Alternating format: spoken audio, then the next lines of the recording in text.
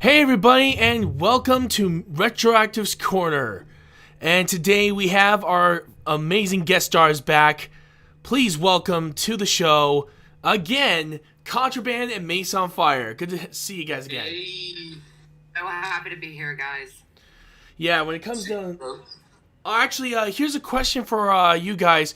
What is your history with zombies in this case, like zombie movies, video games, that sort of stuff? Great question.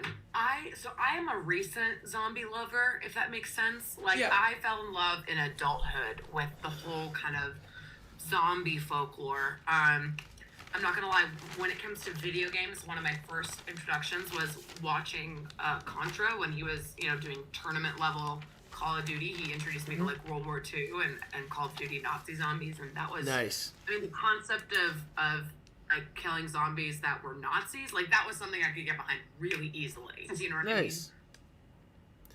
Yeah, when it comes down to, what about you, Contra? What was your first exposure to, I guess you could say, the zombie culture? All right. So, I would say zombie culture, like, really, I mean, I always watched zombie movies, like, as a kid, like 28 Days, like, all those movies that were really big and popular back when I was younger, because I'm 31. But I would say, honestly, with gaming, probably had to be Resident Evil was the first game with zombies I played back in the day when it first came out. Nice. That really got me kind of, like, interested in the zombie realm or that kind of video game. But then when World at War came out and they dropped Knocked and they had the Nazi zombies, I thought that was a really cool thing. So I would say World at War for me was really when they first started doing like Nazi zombies and making it like that. I really started getting into those games. And then I'm trying to think there was one other zombie game that was really popular. I think Resident Evil, you're absolutely right. It wasn't Resident Evil, but there was another one. Left 4 Dead?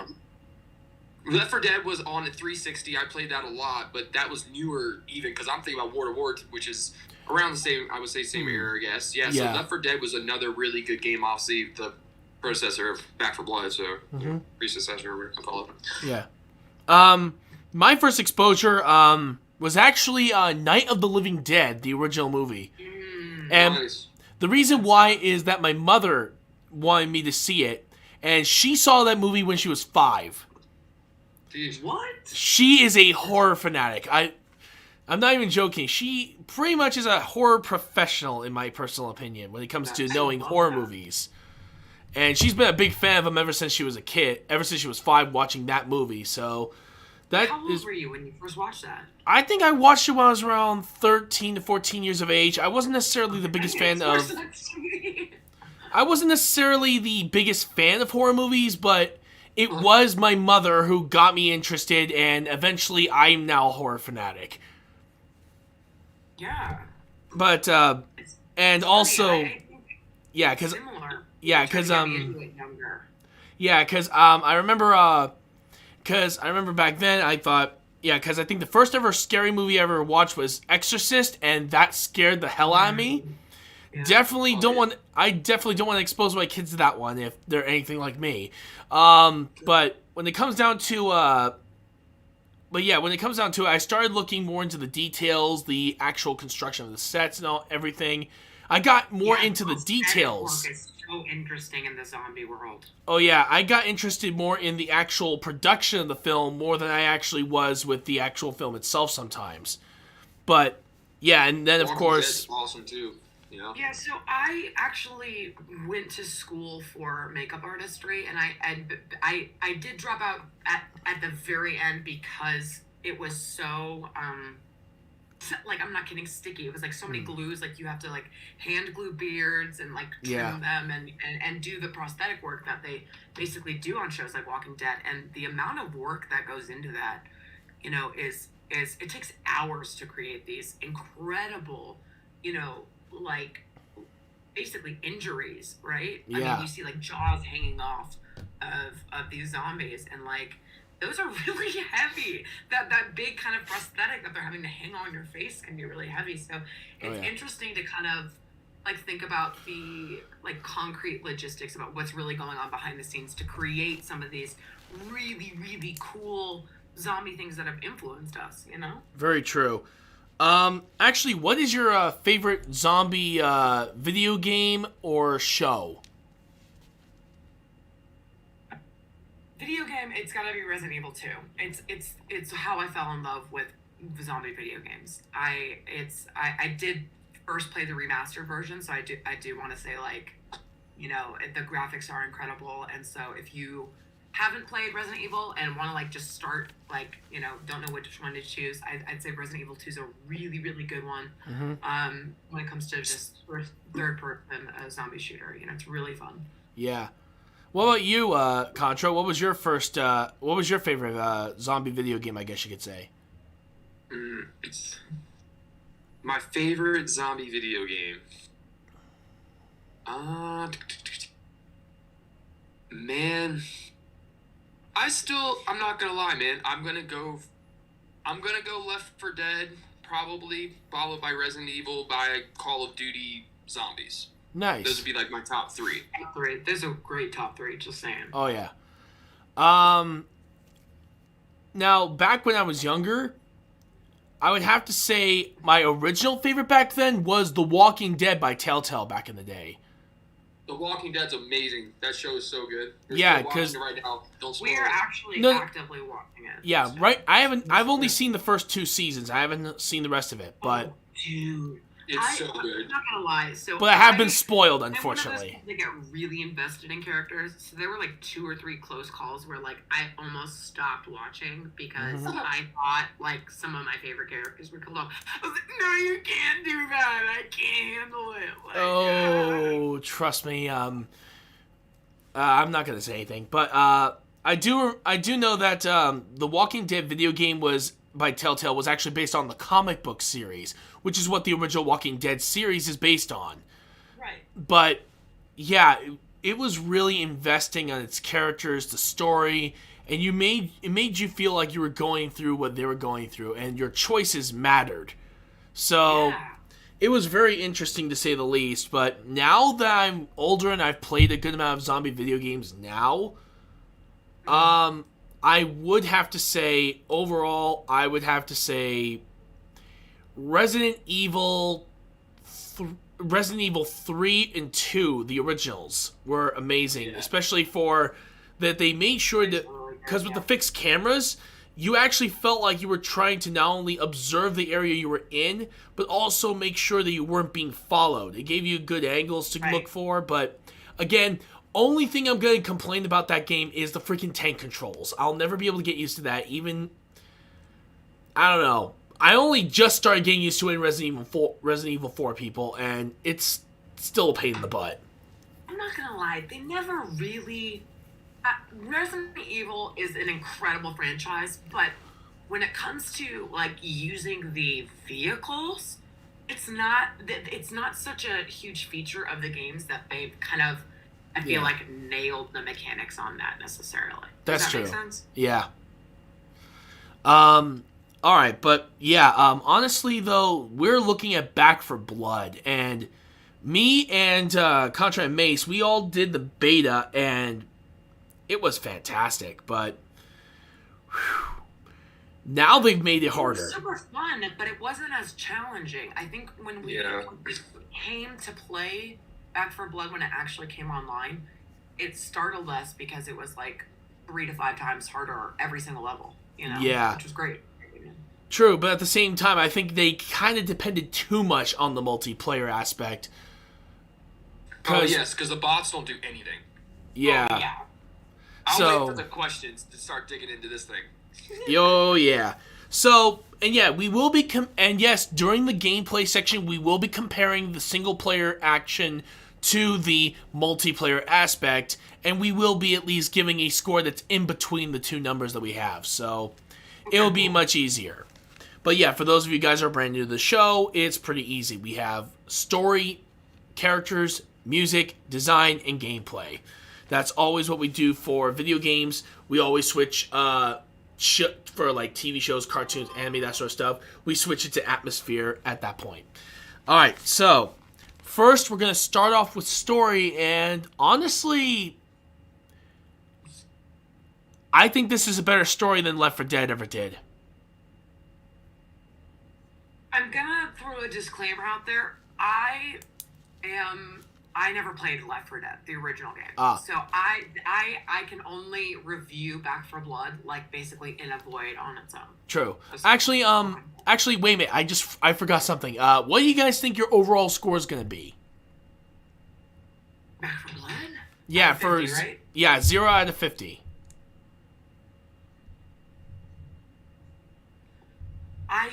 I want to say like a clean 42, 43, but Okay. I think it'll honestly end up being closer to 40.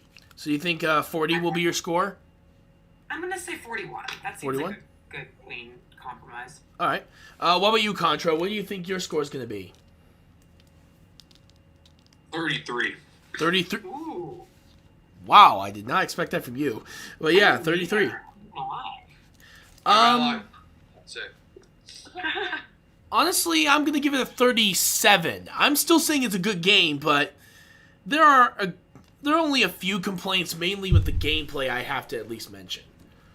But yeah, when it comes down to the story of, and since we're starting with story, and yes, I will try to compare it to the Left 4 Dead series, though I haven't played that game in so damn long. The story itself was it was almost like a action-packed comedy road trip sort of thing. More than it was anything horrifying. The only time it was horrifying was when you were dealing with the different types of zombies out there. Especially the damn witches. Oh god, the witches. And if any of you guys have played Left 4 Dead, you know what I'm talking about. But this one, the story here actually makes it feel a lot more urgency was in mind, and you actually feel like you're trying to do something here. Yeah, it's interesting because although there's not one clear main objective, right, that takes you through the whole campaign or whatever. Yeah. There's clearly like a cohesive concept as to what's going on. Each chapter that you kind of pass through, it makes sense, and there's nothing that's just kind of like jarring, like whoa, where did that plot point come from? That is true. Yeah. But for what it's worth, though, it is still an interesting story. They made it a lot more compelling. What about you, Contra? I would say the story is good, but it's kind of piecey, meaning like it's not like so interesting that I have to sit there and be like, I have to watch this video. I'm pretty much going to skip it to go straight to killing people. Now, with multiple games, that's not always the case for me. I always like watching the cinematics, getting really into it. I didn't really see that it factor for me for the campaign to be like, oh, wow, this is like amazing, but it's not terrible. You get what I'm saying? Yeah. Like the gameplay in the campaign's cool. But just the story itself is not as, like, catch it on your eye or ear as, it's not something that you want to just deep dive into. Like you said, it's more of a shoot 'em, kind of thing, kind of comedy, kind of like, it's a little lighter hearted. It's not as, like, zombie in the world kind of vibe. Part of it is they make the characters interchangeable during the actual like cinematics, right? And so it doesn't feel actually like a tailored storyline. Yeah, like character development. Like, oh, these are the 4 characters that this party chose, and now they're gonna have an interaction because that's basically what it is. But it's funny because you actually I find that some of the interactions make more sense than others depending on like the dynamic they kind of introduce between the characters. True. So that's kind of interesting. But I think you're right. It's hard to be fully invested when there's this kind of feeling of you could just sub a character out and it wouldn't hurt you emotionally. Do you know what I mean? Oh yeah, I definitely understand that. So yeah, because honestly, it's not as investing, but it is still a decent story. It's not bad, but it could have been a little bit. I could really have more investment in what was going on if, I don't know, it didn't seem as. I guess you could say it's almost like Jurassic Park in a way, where you almost feel like it's more of an adventure more than it's actually, terrifying. Right. And I feel like that also goes hand in hand with the way that they animated it too. The portions that they chose to highlight on the zombies and the way they kind of highlighted weak points and everything, it's, I'm not going to say charming because it's not charming, but it's not like horrifying in the way that like Resident Evil Village was, right? Yeah. And that they're really trying to like make your heart race, make your adrenaline pump. It really is. They do want you to like be like, okay, you're one of these cleaners, and you're gonna use that adrenaline to work through this. So I feel like there is a threshold to how spooky they make it. True. Because of that, because they want it to be. Yeah. The people to be able to move through it. Very true. But and also going from my last comment, I'm not saying that Jurassic Park doesn't have its scary moments. They do it very well in that movie. But again, like I said, this is what we would call a decent Jurassic Park movie in a way when it comes to its mixture of adventure with horror. Emphasizing adventure over horror necessarily. Yeah, exactly. Jurassic Park, I kind of got into this. Jurassic Park, as far as a movie, is amazing to me. Yes. Because if you look at when I was a kid in the '90s and I saw Jurassic Park in theaters, so lucky you. When I was a kid, I remember seeing these lifelike dinosaurs because nothing had been done like that before then. Very true. Like even Star Wars, Star Wars did something different though. Star Wars did their worlds like that. Yeah, but nothing was touching all those animatronics and all those crazy real dinosaurs. So I thought they did a really good job with the budget they had, and they made a lot of money off of that movie and that entire franchise. Still to this day, they're still making money off it because they still come out with newer ones. There's been one 3 or 4 years ago that came out. Yeah, I think so. Yeah, I mean, they literally made 2 or 3 new ones. Yeah, it's a great idea. It's concept. It's all scientific. At least a couple. I'm gonna say this. It's all scientific too. Like if you think about it, like the way they're doing it and making these dinosaurs and stuff in the movies, that's actually what people who do genetics and stuff it's not inaccurate.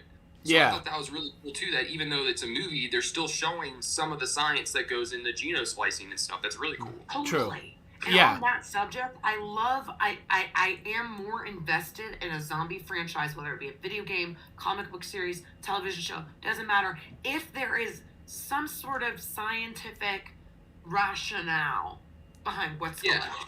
But again, like zombies, but here's the thing though. It's kind of hard to be super invested because I feel like that's what humans would do in that situation. True, but again, if you're also trying to make it a spiritual successor to the Left 4 Dead, then it's doing its job right. Oh, totally. Yes. So, which I think is what they were trying to do. They wanted to make a spiritual successor to Left 4 Dead. So, honestly, I could see it working then. And I think it does work for what it is. The thing is, Left 4 Dead, though, it's a successor, and that's what people need to keep remembering. People are wanting it to be what Left 4 Dead was, but it's not, and that's what makes Left 4 Dead great, is it's Left 4 Dead, and there's something that you can't take away from that game. True. But I think incorporating it the way they did with the Back 4 Blood, they did a really cool job of bringing some of the classic people that those classic enemies back, and just really, focusing on the graphics, especially from the beta, from the actual game itself, where it immensely upgraded. But, when it comes to the story, when you're asking about the campaign, this is my main complaint with the campaigns, okay? Yeah. Is the difficulty levels. There is no in-between easy and just godforsaken hard. If you go between, normal to veteran, it is so hard, and the amount of tall boys and bruisers and all these big people and how commonly they spawn is just it's insane. So that's the only downside of the campaign that I saw was there were no difficulty differences to me. It's pretty much like casual. And it started out with such a high bar. Yeah, honestly, but for what it's worth, though, what do you guys think your guys' scores from a score of 0 to 10 is for campaign, honestly, for the story? Campaign. Yeah, because for the story... When I'm rating the campaign, that's like a full mode of gaming, right? Because there's the campaign, there's the swarm, pretty much, and that's how you... Yeah, basically, when it comes to the story of the game, I'm willing to give it possibly a 7, because it is good, just not totally investing.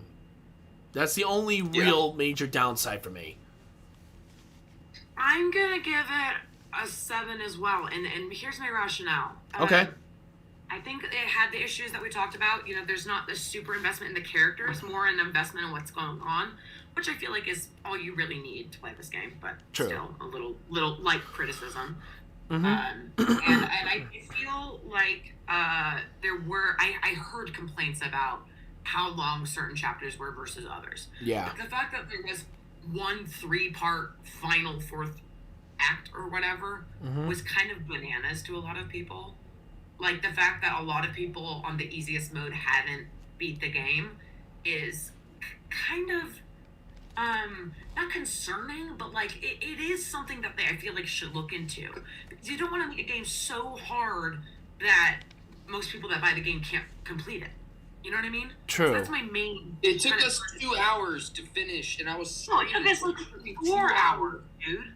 Oh, 4, correct. It took us 4 hours to beat that final boss. And we had to get it all, like, you know, Left 4 Dead classic. Yeah. Make sure you know every single strategy before you go on the level. Yeah. Oh yeah. I mean, it was a very intense boss fight, and you had to have, like you said, a multiplayer. You had to have a good, like, very good squad at the game to beat the game. Like, and Very it's like true, pretty yes. much like the squad you have to roll with the whole game. One person is not on task, you cannot complete the game. Yeah. Like, I would you're give. just killing zombies and not worrying about the objective. Like, they'll keep spawning, and it'll be endless. I would say my score for the campaign would be a 5. 5. Oh wow. That makes Because sense. I Honestly. feel like they really should have. I like to go up in difficulty, but I don't want to like go up at 3 difficulties trying to go up by 1 difficulty. And I also just think they got lazy and started putting a shit ton of tall boys and bosses in there instead of thinking of more unique ways for the hordes to come at you. You know what I'm saying? Oh, yeah. So because there's just too many of them, man. It bummed me out. It makes it annoying when you get like 7 armored or like, you know, 7 armored tall boys, and it's like they have to shoot directly on the weak point, you know. And if you don't shoot the weak point, then it pretty much is irrelevant. The damage is like irrelevant to the tall boys until you shoot the weak point. So that's True. another thing, is just the hit markers on the game are kind of off. Yeah. We'll get to. I'm gonna counter on that. Hold on. If you pick an accurate weapon. True, but also we'll talk about gameplay in a moment once we get to there. But Okay. yes, as you guys can tell, we have some complaints. What? All right. So next we're gonna go on to characters, and this is where, yeah, we're gonna go into characters. And honestly, well, come on, if it's a Left 4 Dead successor, you know the character dialogue and the character development is there, because that's kind of what you have to deal with every single time when you play one of these games. Like, you actually hear the dialogue between the characters during a mission. You actually get to learn more about them. And again, it's pretty interesting. I got to learn a good amount from some of the characters I've played up to this point. But not all of them, of course. But, hey, with the amount of time I have, I barely get enough chance to do Back 4 Blood anyway. But for what I've seen and done up to this point, the characters are actually pretty cool. I like a good amount of them, honestly. What about you guys? It's funny. I was actually just looking at them. I think every single character has a facial scar except for the doctor, which I just noticed. That's cool. Sorry, just random fact. But the detail work I feel like they did in the graphics of the characters was really good. I was impressed with that. All right. Here's a question for you guys. What is the character you guys use the most? Oh, Doc, easy. Doc Easy. All right. That's my play style. I am objective based. I'm very good at being a team player. So I like running around and healing other people actively, like while we've got the other objective going on. Like, that's something I can handle really easily.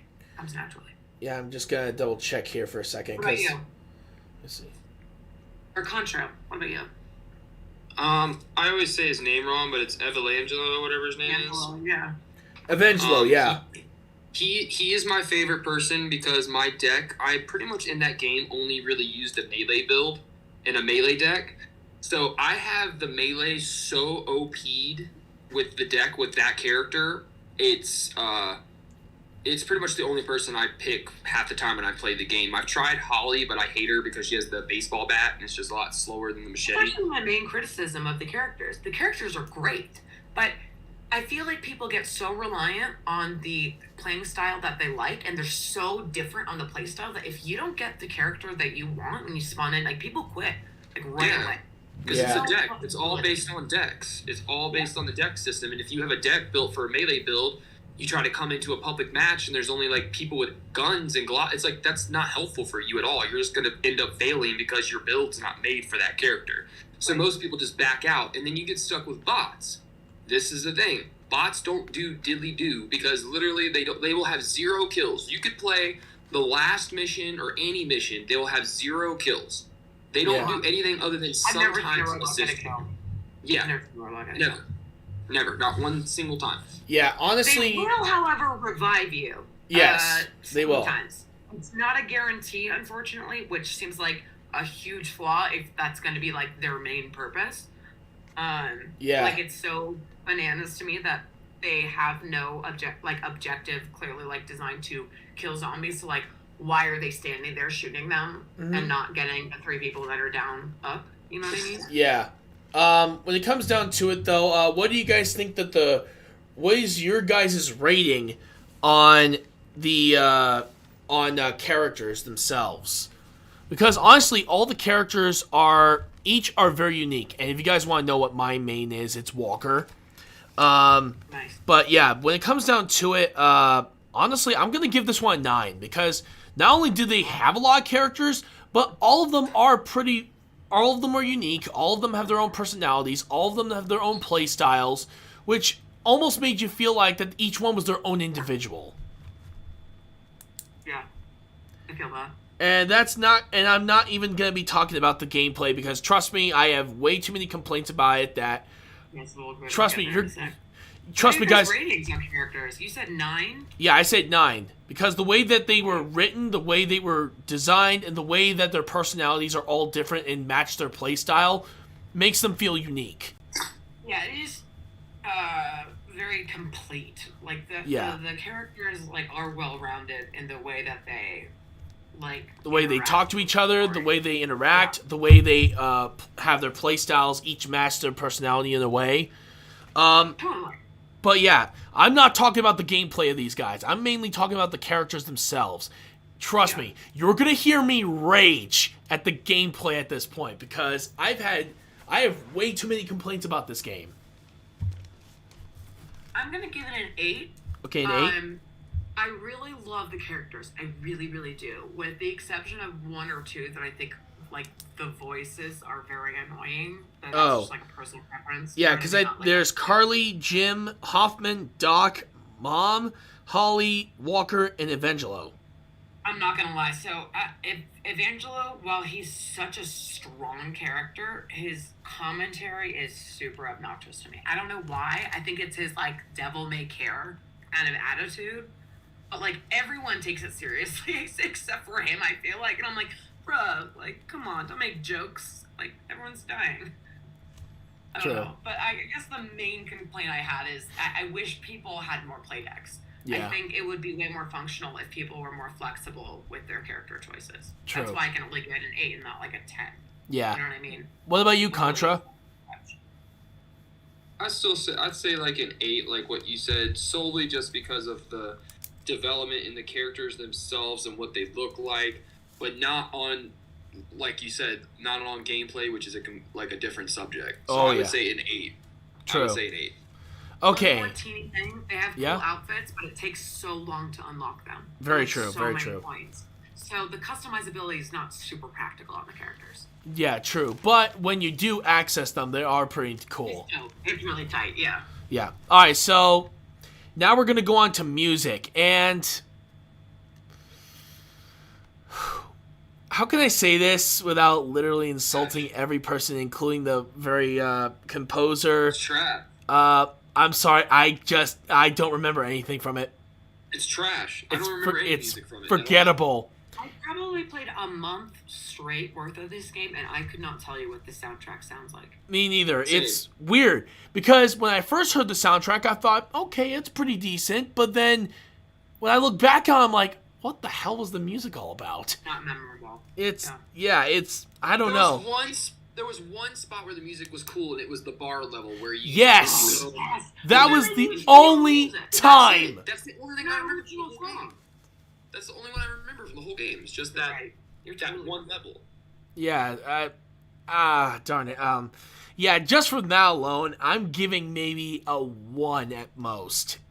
And Yeah. like I said, a 1 at most because there's only one song that was worth a damn. Everything else was so forgettable. It was...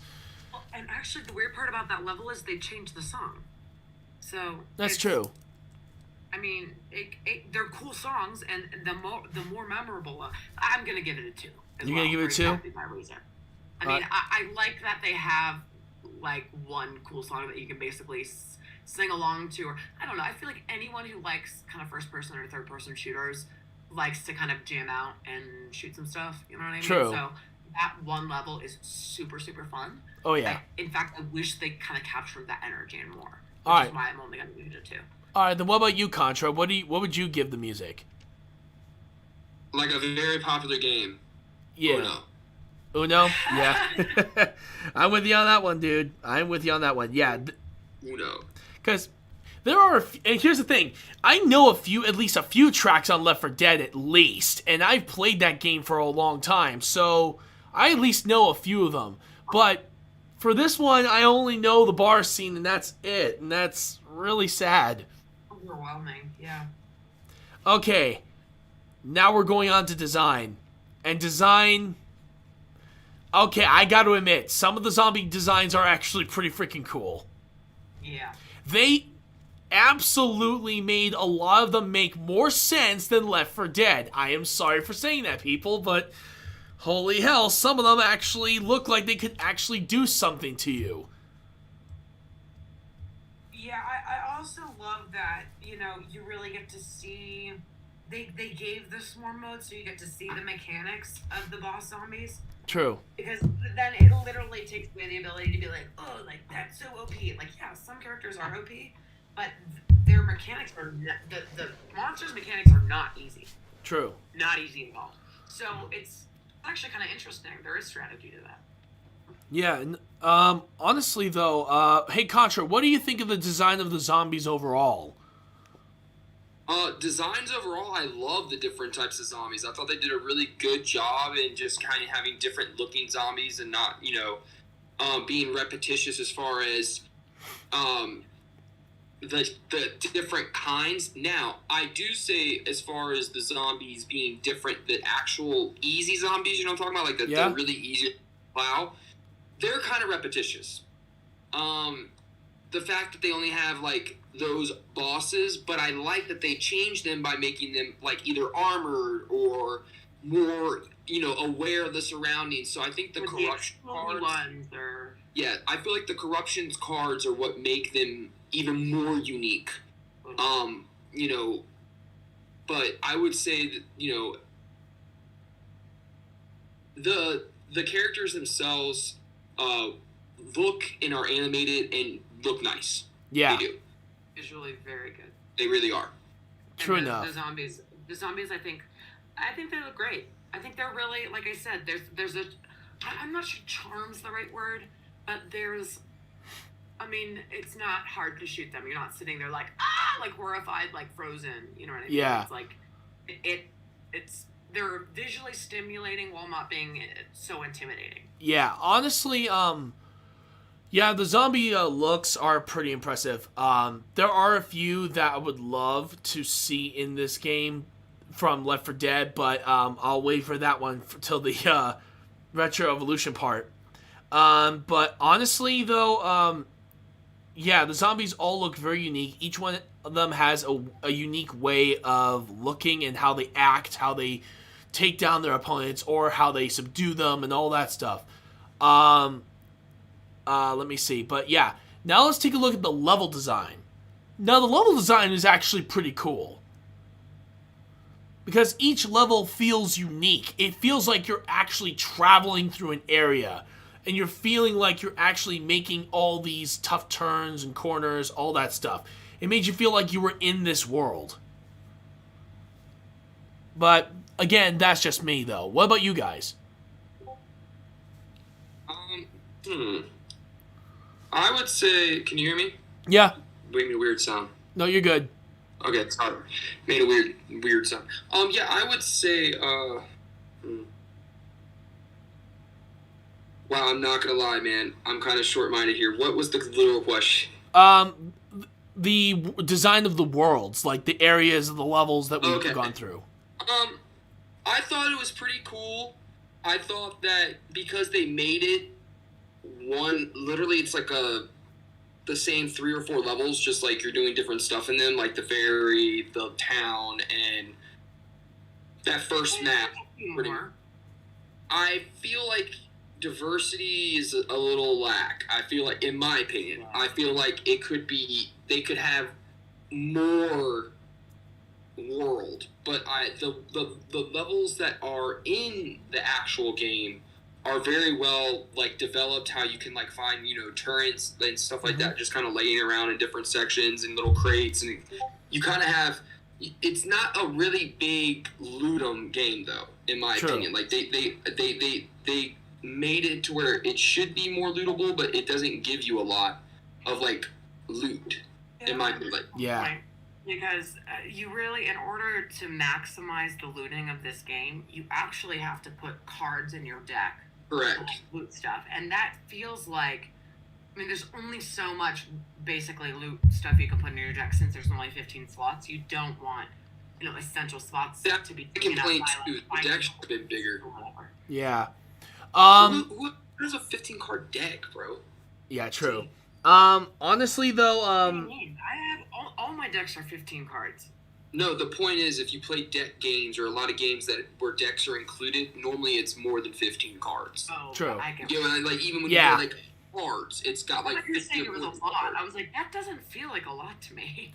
Yeah. I think about when I was a kid, and I used to play like Yu-Gi-Oh and stuff. I used yes. to have like a bunch of cards in my deck. You have hundreds of them, bro. Yeah, you have like 40 to 60 to 60 in that range. Yeah. But then, of course, you have games like Magic the Gathering. You could have as much as 60 to 80.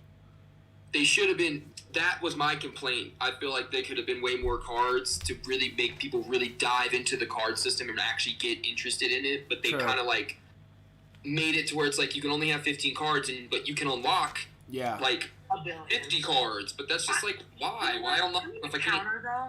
Just coming from a person who just started playing this franchise, right?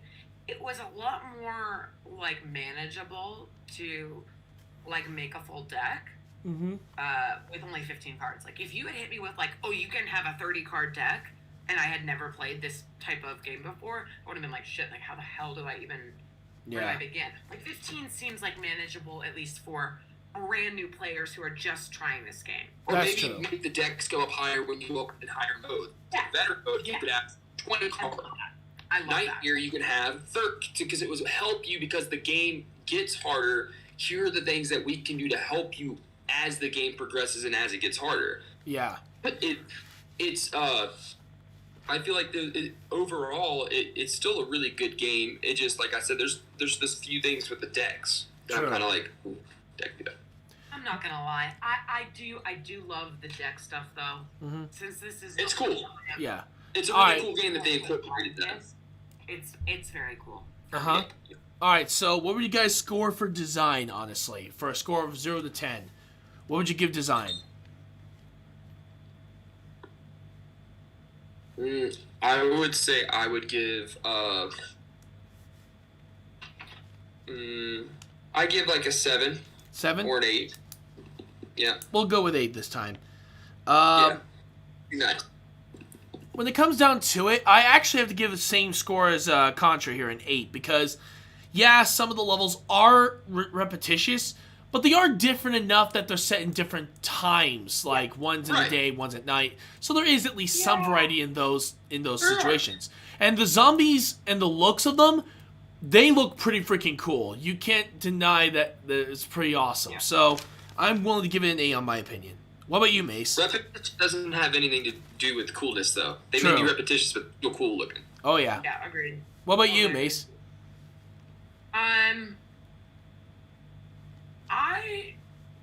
I'm gonna give it an 8 or I'm gonna almost give it a 9 because I feel like I've been a little harsh, and I really do. I love this game. I really, really love this game. All right, so we'll see. We'll give you a 9. I'm just gonna give it a 9 to kind of start boosting up my score because I really feel like I'm being a little harsh, and I really cannot emphasize. I love this game. I think it's a really fun game. It's a hard learning curve at the beginning, but it's really fun. All right. Okay. Gameplay. Okay, time to go rage mode, people, because I am not necessarily happy with this one. All right. Let me see. What should I start with complaining? First of all, the deck system. Why does the deck system exist? Because here's the thing. You never had that in Left 4 Dead, and yet it was still fun. You don't need a deck system to complicate things more. It is completely pointless. Second of all is the attachments. You don't even need attachments in Left 4 Dead. You never even needed those.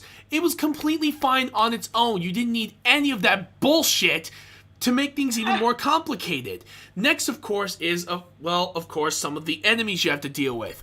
They're basically, and yes, I know I said the design of them is pretty cool, but think of it this way, they're freaking copy and paste.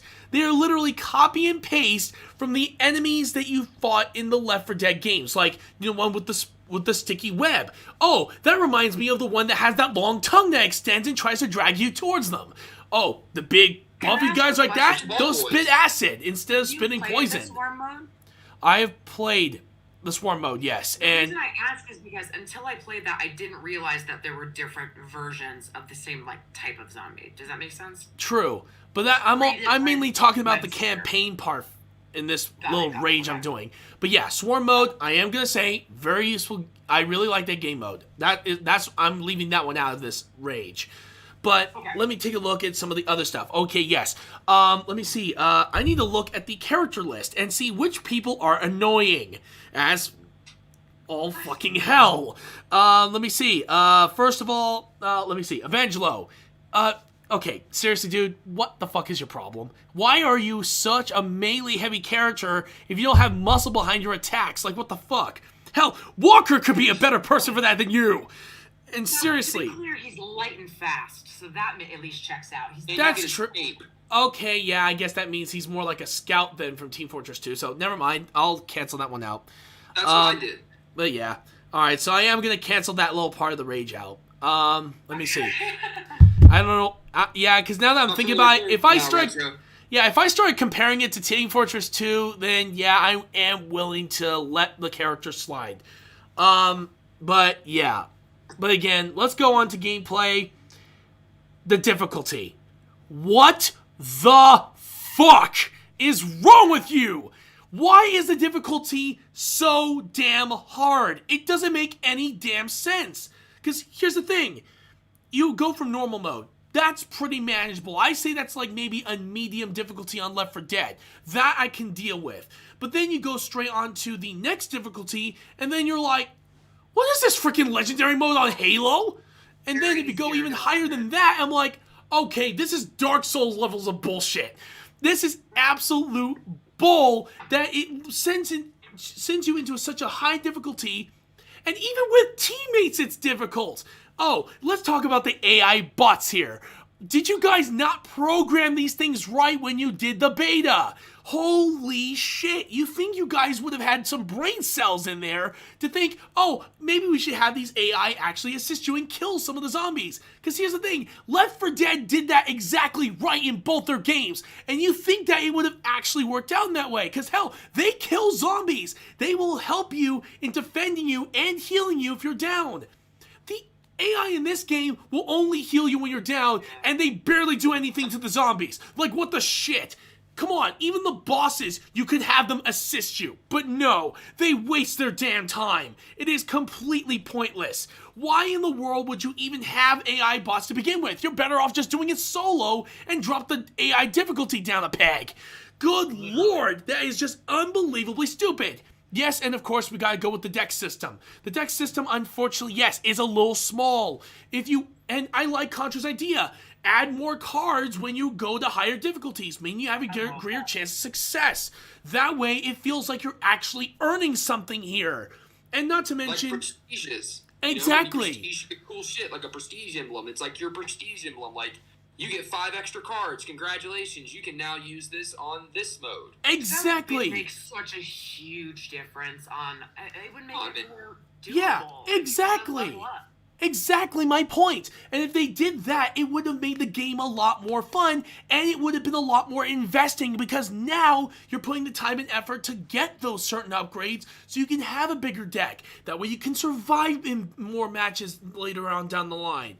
And let's talk about that stupid tier unlock system. Like, what the shit, people? It takes too damn long to get the supplies needed to get one freaking deck. I only got lucky because I decided to go into a nightmare mode match one time on the first level. Barely survived that, by the way. And I had just barely enough to finish that one freaking stack. Cute cat, by the way. And still, unbelievable horse shit that, yeah, sure, it gives you cosmetics and all that, but it takes so damn long to get them. Good lord, it is so much easier to get the like cosmetics and stuff as your unlocks, right? Which, I mean, let's be clear, you have to work very hard to get supply points. Exactly. I feel like the bare minimum you should be able to do is pick which supply line you want to start. Exactly. Literally spawn in 3 random ones. It doesn't matter. Like, there's no choice. You know what I mean? Yeah, exactly. They'll just spawn a new one once you've completed it. There's nothing that's like you can't choose it. And that seems like a really big. Okay, if you're gonna make us unlock a whole supply line to get like a 1 card, whatever, fine. Like, there's some unfair aspects like that to the games. I don't mind working a little hard, but like, at least let us pick the order of the supply lines we want to unlock. If you're gonna do that, yeah. Otherwise, I feel like we're just throwing supply points like into the void for like shit we don't want or need. Exactly. And then, of course, oh, Jesus Christ's sake. Okay. I know a lot of you guys know me, and yes, that little rage I just had earlier. This game, for as much as I love it, I also hate the shit out of it. If you're going to make a spiritual successor to Left 4 Dead, you got to make it work.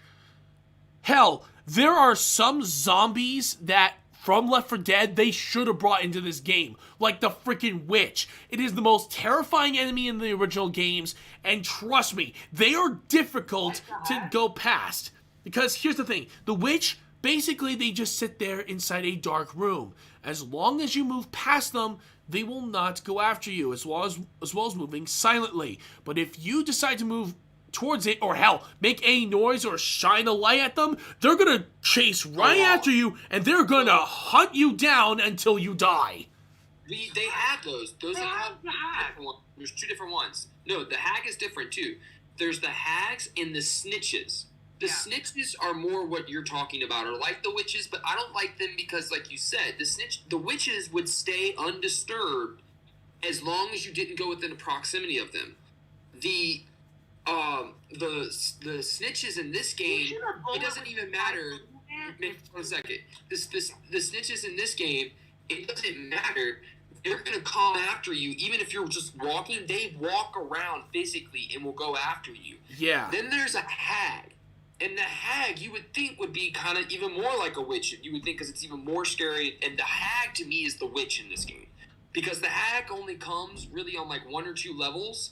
But if you see it, you need to run, bro. Like, there's no killing it. Because even if you kill it on the back, supposedly you can kill a hag by popping the bubbles on its back. Yeah. Right? I've done that. It doesn't fucking work. It still glitches, and it doesn't work.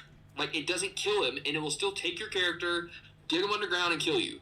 So the hag is like the new witch, but it's still, the concept is not as cool as the witch, where it's like, this is where the witch is, you know the witch is in this corner, if you put your flashlight on it, or if you go in this room, you might disturb the witch. Yeah. See? But on this game, if you even go, oh, you see the hag here? I mean, the hag, or even the snitch on this game is what you call them, and you decide to flank right, it's still going to walk over near you and see you. And the second it sees you, it's going to call a shit ton of hordes. Say you kill it from a distance without setting it off, which I've gotten an achievement for doing it. It's very difficult to do. But you have to be super far away with like a sniper rifle, and you have to shoot it like 2 times in the head fast, like super fast. And that's the only way to kill one of them. And even then, it's still, like you said, the witches to me were overall just a cool concept. I think they should just bring them back. They brought back, like you said, the, what do you call them? The chuckers? The spiders. You would say the spiders, Yeah. or we call them spitters, I think are what they're called. Yeah. I think that's what they're called. There's But so many different names for those people are... Yeah, those people are crazy, man. It like you said, the original villains, adding the new ones are cool, but I think they should have taken those old ones and put them in if they're already the same developers. Yeah, because because here's the thing, and yeah, I'm gonna be serious here for a moment. The reason why Left 4 Dead did so well is because the enemies not only were unique, just like the ones in this game, but they were practical enemies that had strengths and weaknesses behind them. Like the aforementioned witch. The witch was designed specifically to only attack those that disturbed it, those that woke it up, those who mess with it, and it only targets them. Basically, it's a punishment for you messing with them. And here's the thing, it takes 4 people to kill one of those witches. I should know, me and my friends first played this game years ago, and when we found a witch for the first time, we were so terrified, we started running for our lives, and unfortunately I was the one who disturbed it. I ended up dying, and my friends had to go in and try to kill it, and they managed to kill it, but almost all of us died from that one attack, and it was because it was our fault, it was our mistake. Not to mention, it also got a horde of zombies to start chasing after us after hearing the noise. So, again, this is what happens. You messed up, you get punished. In this game, they don't necessarily do that. It's too broken, I guess you could say. If they made them exactly like the witches, then the game would have been a lot easier. And same goes with all the other enemies. The enemies are very fun, and they do offer variety. But at the same time, here's another thing, another thing about this game. The regular zombies are too easy. Because in the Left 4 Dead series, the zombies run. And they will swarm you. And they will absolutely overwhelm you in seconds if you're not careful. So depending on the corruption cards that are played, they can still do that, but it's really interesting the way that they've incorporated these corruption cards, because they really do have challenges for all different kinds of play styles. That's true. So that's why I think it is like essential to, like, if you're playing with a squad of 4, awesome, but hopefully you have your actual characters and play styles spread out so that no matter what obstacles you come up against, that the rest of the team can help support. True. You know what I mean? Yeah, and actually... I think you're right. Some of the zombies really do, like, pinpoint the weaknesses of some characters rather than others. Yeah, actually, here's another thing I am going to complain about, and it is the characters themselves. I know a lot of you guys are wondering, hey, dude, why'd you give them such a high rating? Well, this is another reason why I'm actually willing to give this... I'm more taking a look at the characters gameplay-wise. Because here's the thing. Each character has their own unique playstyle. That's pretty cool. It's like, of course, Team Fortress 2. Each character has their own set of field. Heavy is mainly the heavy weapons guy. There's Scout, who basically handles speed and normally goes and maneuvers around the battlefield with a shotgun. You also have the Sniper, who's very good at keeping himself at range and is mainly a camping character. And then, of course, we have the Spy, who has very little health but can use equipment to stealthily move through or disguise himself as an enemy. That makes sense. But then you deal with this game. And this game, when they force you to have these playstyles and the decks that you create aren't necessarily matched up to them, you're going to struggle and you're going to die. Yeah. There's no hope for you whatsoever. You're pretty much screwed from the get-go. So there's definitely strategy. You can't just I'm gonna create a deck that makes sense in theory. Like that, it doesn't matter. Do you know what I mean? It really does depend on, okay, what are the strengths and weaknesses of your individual character, or at least characters. I mean, because ideally, if you like the game and you want to play regularly, you have more than one deck. Exactly. You can't play with more than one character. So it really, if you want to get into the game, familiarize themselves with their strengths and weaknesses, because every single character has pros and cons, whether it's they move faster or they have less equipment or They spot hazards or whatever. Do you know what I mean? They all really True. support the playing styles. True, and agree. And I completely agree. But there's also a major difference, because if we're also I know people say this is a successor to Left 4 Dead, but there's a reason why Left 4 Dead did so well. Even their characters had unique stats to each and every one of them. One of them was more of a tank, the other was a healer, the other one was DPS, and the other one was, of course, the scout. And here's the thing, that worked best because it's simple, it's easy to know, and not to mention, all of them still had personalities and they all still played well. This one, in a way, it's so dependent on the character you have as well as your deck build that it is almost impossible to find a match where they're willing to let you have it, because sometimes you get matched up with some random players and you end up losing the character you're so used to using or you have your deck built around. Right. Yeah, and most people aren't willing to be that flexible. That's why you need a system that works more simply, but anyone can do it. So that's the reason why I also think that the deck system and the characters of the way they are is actually, in gameplay-wise, is a hindrance to the game rather than being something cool. Yeah, there's almost no such thing as a practical universal deck, and that does seem like, I don't know, like they missed something there. Do you know what I mean? Exactly. Like the fact that you can't switch between at least two different characters with the same deck, it's really hard to do that. I've only really been able to find that if you have kind of like an SMG equipment build, you can kind of switch between Mom, Hoffman, and Carly.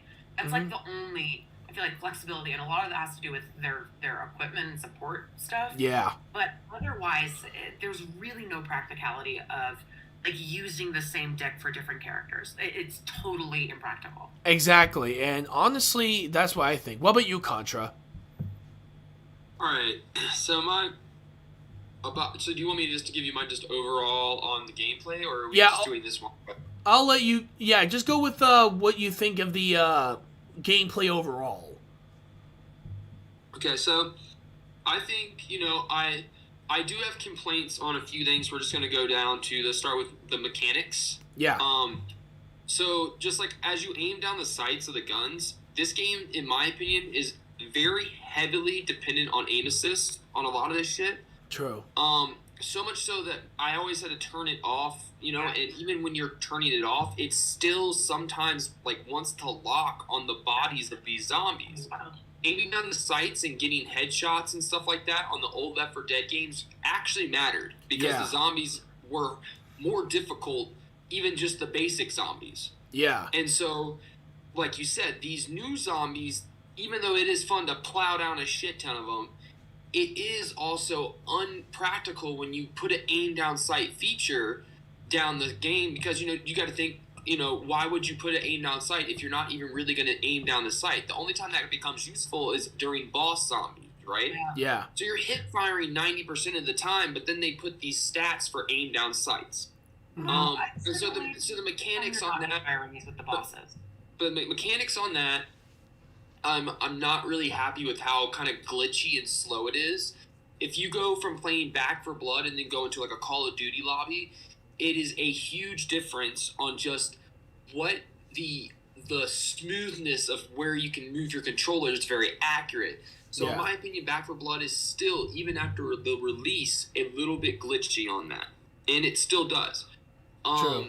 I really, unlike Retro's opinion of the deck system kind of being pointless and useless, I think I have two opinions on that. I think the first opinion is that I agree with them because, fuck it, just give everybody the same abilities, the same skills, and just pick whatever you like and go at it and slash or dash it. But at the same time, I also think it's cool to give people the decks because the decks also aren't just for the players. They also have corruption cards. And so even if you think you've memorized this level in and fucking out, there could be a corruption card played or something else played, and it opens up an entire different section of the map that you never even knew was there the first go around. Because some of those doors were locked, and some of them were just open, or you had to use a toolkit.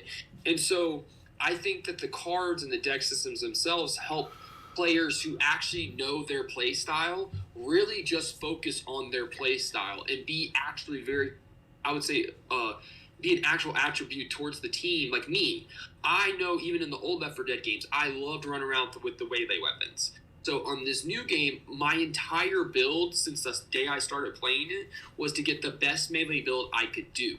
I did, in my opinion, succeed at that. There's plenty of my times where even on my Twitch, I'm showing people I'm standing there. You can ask MaceOnFire. She was playing with me one day along with Gecko. And I literally was sitting there just them. I got like 400 or 500 kills sitting there for like 3 or 4 minutes. And he was on the final level. Yeah, it was on the final level. Yeah, and everybody was dead. It was just me. I just had my machete, and I was in a corner. And because every time I would hit them, it would restore a tiny bit of my health.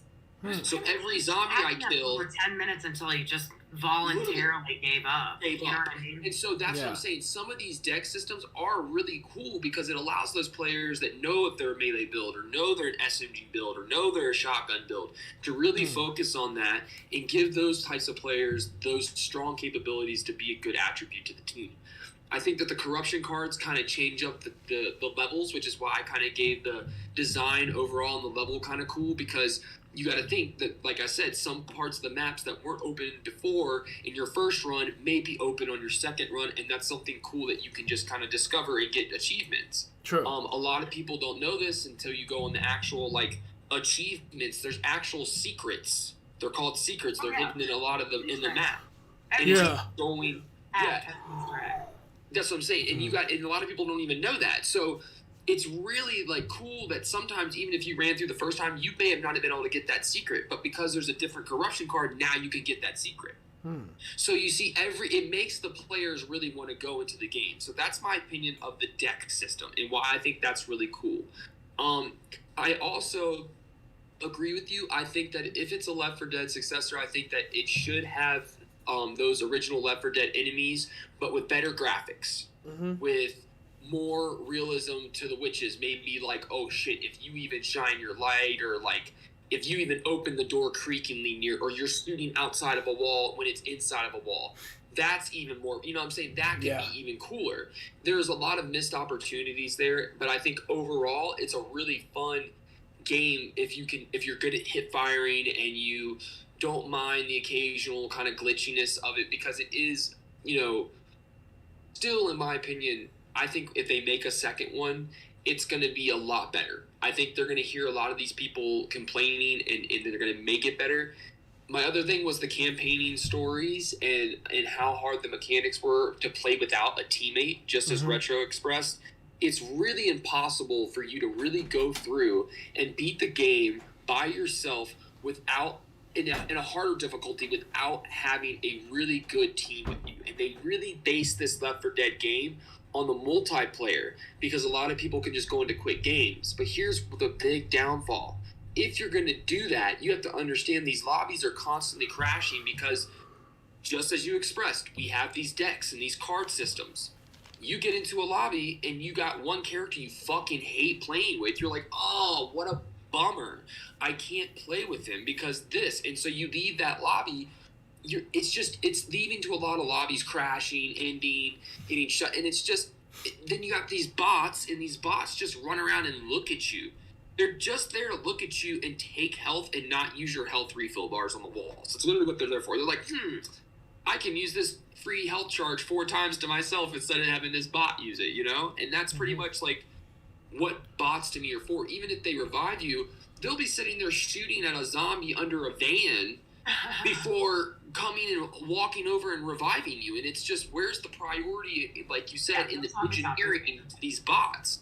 These bots that used to help you in prior games are just a joke in this game. It's like, what are you even thinking? What are you doing? And so I think, honestly, I think overall, if I gave it this score, I'd give it like a 4. 4? Wow. What about you, Mace? What would you score it? For gameplay, I'm not going that low. I love playing this game. I would give it a 10 if there weren't such fundamental issues about the fact that you do need to play with other people. Because, True. Here's the reality about this game. This is not a very casual game, right? If there's some games where you can just, if you want to, just half-ass shoot some stuff, like you're tired and insomniac and whatever. Mhm. Like that's not the energy of this game at all. Like you really have to be on your toes, very strategic. So it's a pro and con thing because I love building characters. I love RPG. I love games that involve strategy. So I actually like the decks like way more than you're having issues with. Mostly because I feel like it really enables a team of people to max out certain strengths, right? Yeah. Like, because I play a medic, it's very essential to me, in my experience, that there's a good medic on the team. I've never seen a successful run without a medic on the team. Never. So, there's got to be someone on there with some... Basically, there feels like there's rules. Do you know what I mean? In order to play the game effectively and well, it feels like there's so many freaking rules that you have to abide by. And that seems like too much. That's my main criticism. You know what I mean? Like it's totally unnecessary on the level of pre-planning you have to go into before even like starting like Act 1. True. Like Act 1's the only act, in my opinion, that you can play casually. The final act is literally impossible without a strategy plan. Yeah. Not just a strategy plan. With 4 people, a medic, at least one melee player, like a strategy that usually involves like, hey, you 2 are gonna go for the objective, and the 2 of us are gonna support, right? We're gonna cover the rest of us while we try to, shoot these tentacles. Like, there is no casual mode for at least half this game on the easiest setting.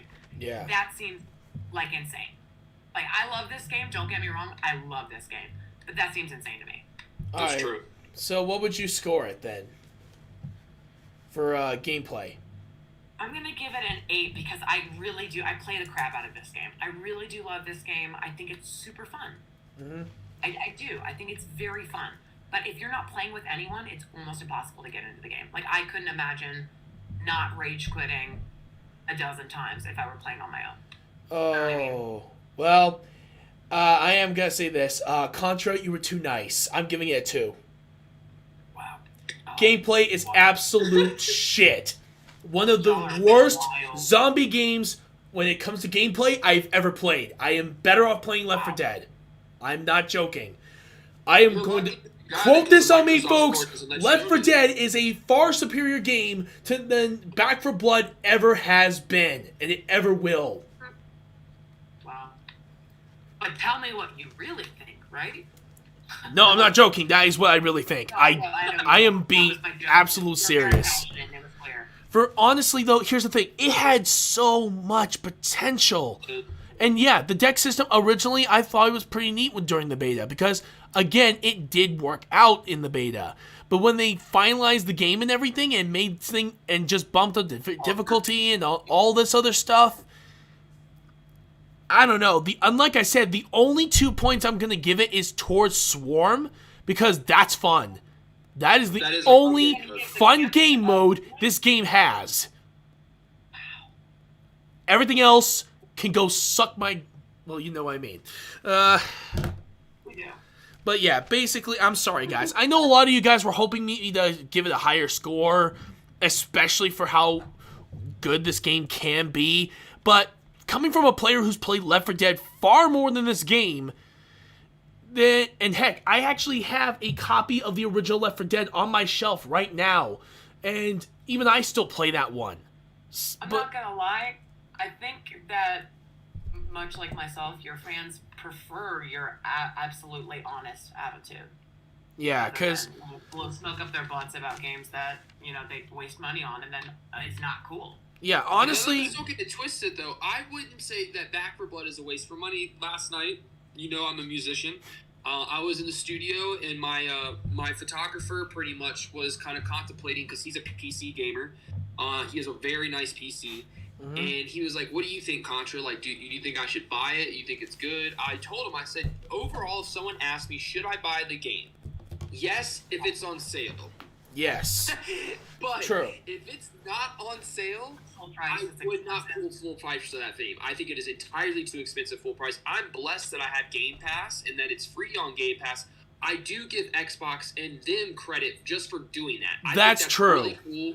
And so I think that if you have Game Pass, it's worth it. And I think that if it's like 30% off or 40% off, it may be worth it. But if it's full price, I told them don't buy it. But I said, but if it's on sale, it's a fun game for you and your friends to play. But don't buy it if you don't have friends that play it. Exactly. I'm with you on this one. Yeah. Because here's the thing. For as much... And yeah, I am very grateful that this was on Game Pass. Because I actually did not buy the game. It unfortunately pissed me off way too much in the gameplay that... I actually haven't played the game for quite some time, and yes, I know a few of you have recommended me playing this game on the channel, but this is actually why I wanted to do the review, to show you my opinions on why I think this game is overall not as good as people say it is. Alright, so right now I'm going to add the numbers, though I think it's going to be a drastic change for me. I'm looking at it right now. Alright, so... Wow. Okay, there's that one. I just finished that one. Give me a second. There's that. Here, sit right here. Let's see. Now there's this one. Okay. Well, alright. We'll start with Contra. Contra, your original score was 33. Your new score, 26. MaceOnFire, your original score was 41. Your new score, 34. Oh. Ew. My original score was 37. My new score, 27. So me and you had about the same opinion of the game. Yeah, but here's the thing. Well, your points only dropped by 7. Mine dropped by 10. I was not happy. But here's the thing. If you guys have watched throughout this entire stream, I did give some high scores for some things in here. Like the design, the characters, and the story were all pretty decent. And very good. The only things that, from my scores, that it lacked on was gameplay and music. And other than that, though, that's not entirely bad. For me in Contra, it's an average game. Like, I would recommend you getting this game at a discount or get it on Game Pass. Don't ever buy full price for it because it's not worth your money. Exactly.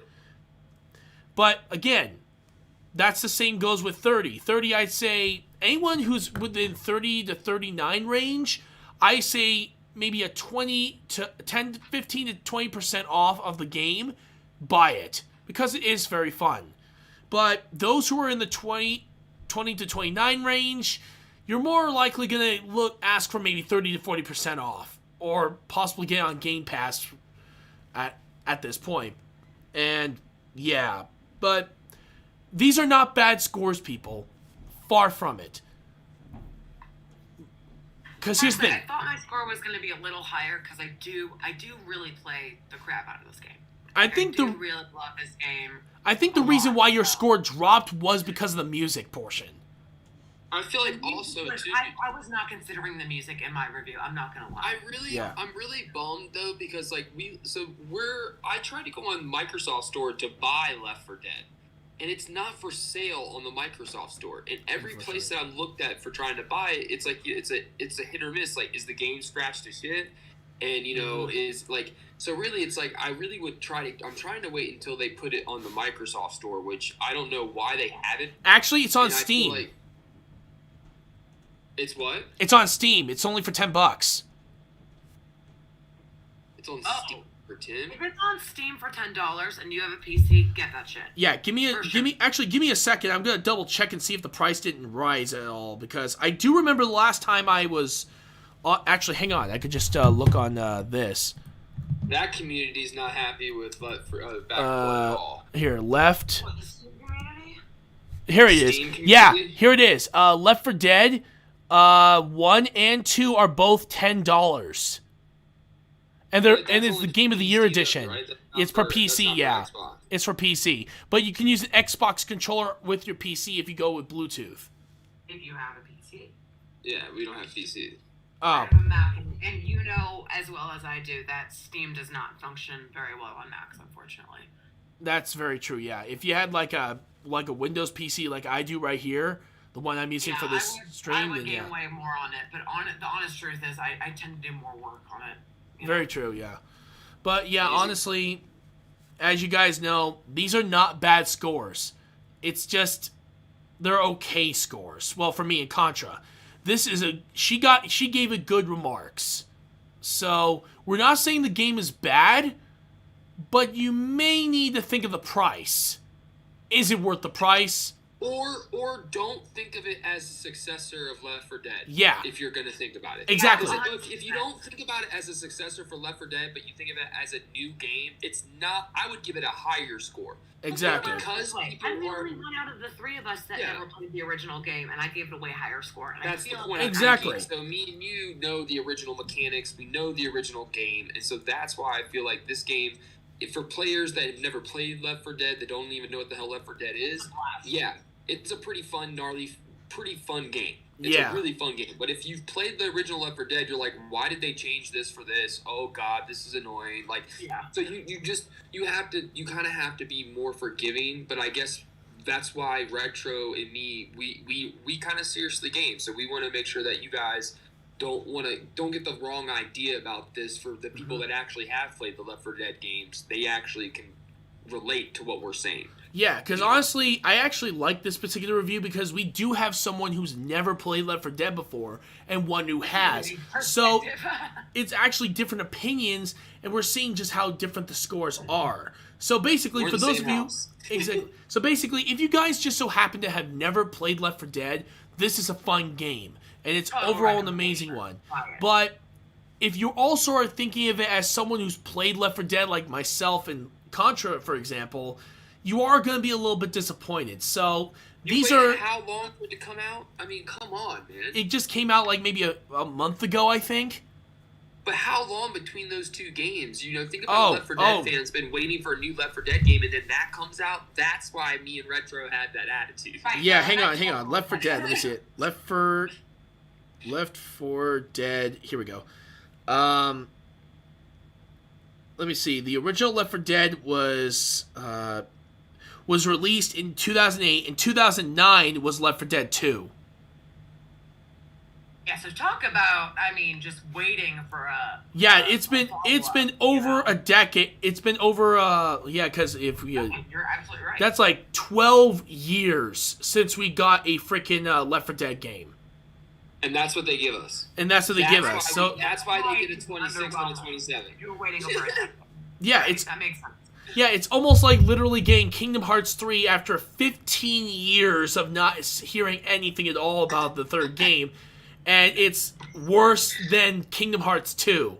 Underwhelming, basically. Like I said, in a vacuum, I think it's a pretty fun, pretty great game. You do exactly. have to play with the squad, but if you're basically looking for or seeking like this is the answer to like Left 4 Dead, like this is what I've been waiting for.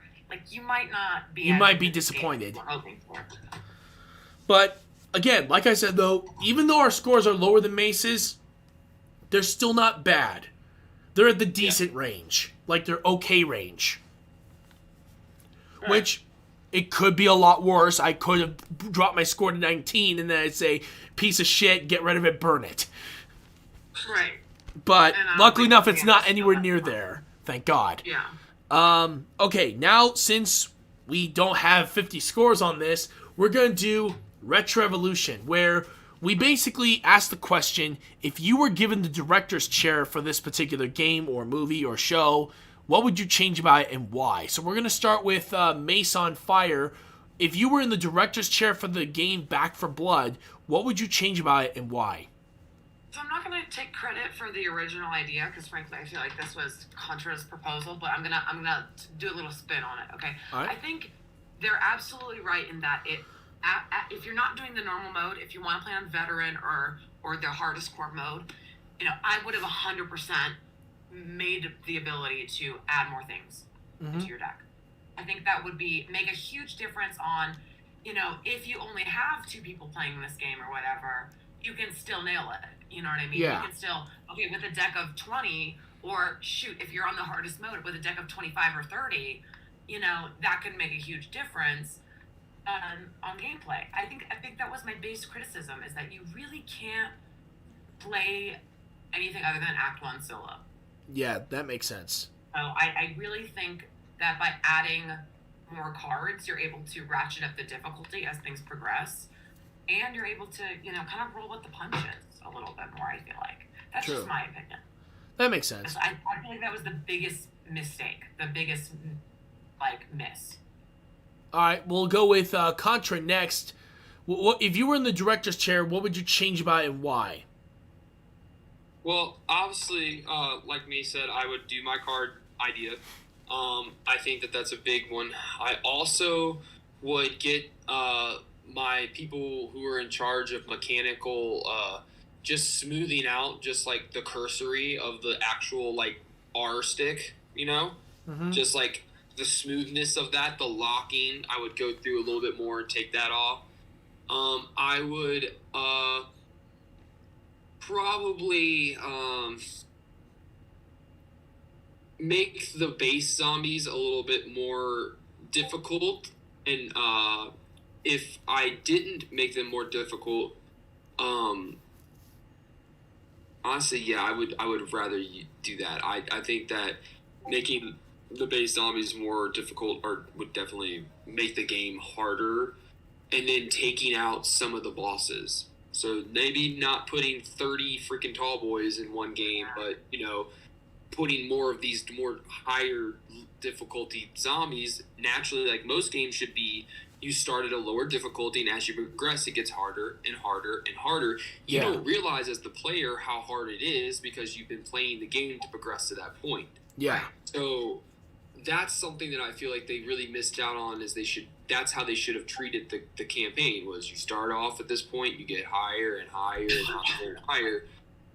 Or if you've already beaten it, you can just skip it and go to this. And I think that's maybe what they were thinking, but then they just lost it. They just the people should have really gone in the enemies and really saw how hard these zombies were and paid attention to the difficulty modes. Yeah. It makes me wonder how many people actually game tested it in advance, like gamers. Yeah, Well, honestly, person, I don't think that many, because I don't even remember that many players on.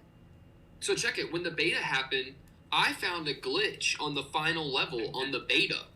On the final level of On the final level that got you all the kills on the final level. It got you every person got all the kills, the max amount of kills, max amount of headshots, and you got as many points on the card deck as you could get. And you didn't have to. You literally only had to kill 2 or 3 zombies when you dropped down into the section. Yeah, that's it. And so when I found that out, it worked for the first 2 or 3 times, even after the game's release. So it's like, bro, even that's for the wild. person like me, it's like you should have caught that shit. I found it so easily. And me and Gecko, so fast. Yeah, so fast. So me and Gecko are like, oh, check it out. And so, I think that the bugs were very they didn't take them seriously if at all. And I feel like they still should be fixing things, because it's not the only average review of this game. Especially the Steam community is they're not about it right now. It doesn't have a good score. Yeah. And so you got to think of why entire communities of experienced gamers a lot of the times are not going to probably give this game an above average score. Yeah.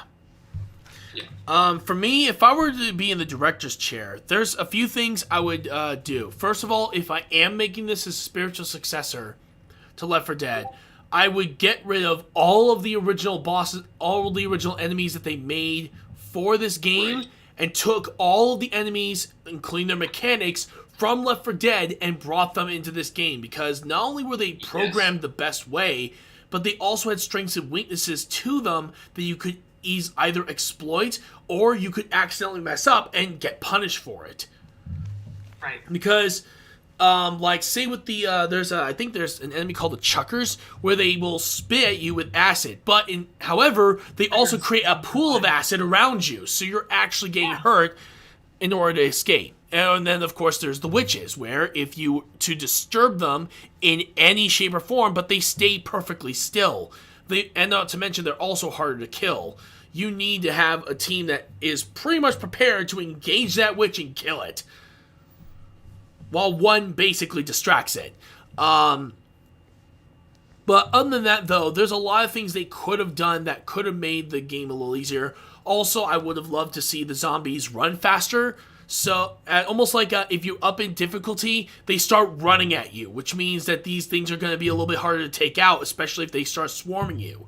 That'd be another great way to add more difficulty. Card, but you're right. That would be a very cool, like basic thing that they should make throughout the entire game. Yeah. Another thing, get rid of the dex system. I'm sorry, I don't like the... Here's the thing, I do like how the corruption cards work, but instead, why not make them just random events instead of just being something, except it being like a card or something. And the dex system, I don't think needs to be in this at all. I think they should get rid of it and just allow each character have their own unique ability that not only helps themselves, but also helps the team.